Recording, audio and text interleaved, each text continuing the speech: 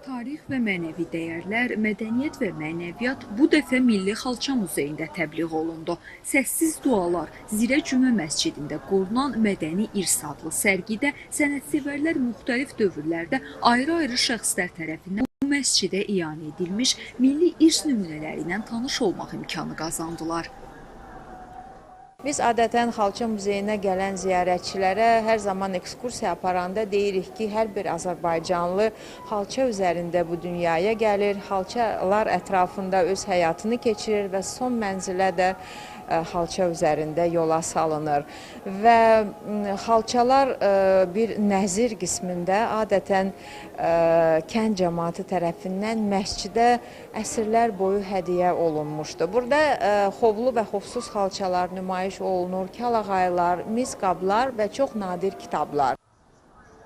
Ekspozisiyada xovlu və xovsuz xalçalar, xalça məmulatları, bədii metal, geyim və tikmə nümunələri, Qurani Kərimin nüsxələri, eləcə də nadir əlyazma kitabları təqdim olunur. Azərbaycanlı sənətkarların əl işi olan eksponatların əksəriyyətinin yaşı isə bir əsrdən çoxdur.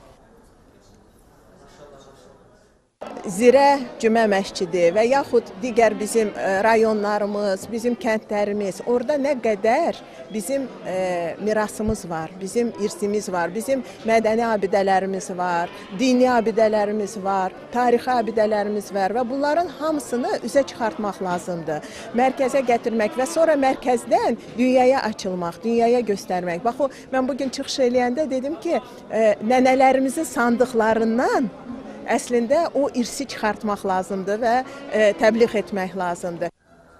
Sərginin açılış mərasimində təqdim olunan tarixi mədəni irs nümunələrindən danışıldı. Qeyd olundu ki, eksponatlar sadəcə keçmişin yadigarı deyil, bugünə ünvanlanan bir çağırışdır. Bu dəyərlər Azərbaycanda mövcud olan xeyriyyəçilik ənənəsinin yaşadıldığını və ictimai həmrəyliyin hələ də var olduğunu göstərir. Xatırladaq ki, Zirə Cümə məscidində qorunan mədəni irslə tanış olmaq istəyənlər fevralın 8-nədək Xalça Muzeyini ziyarət edə bilərlər.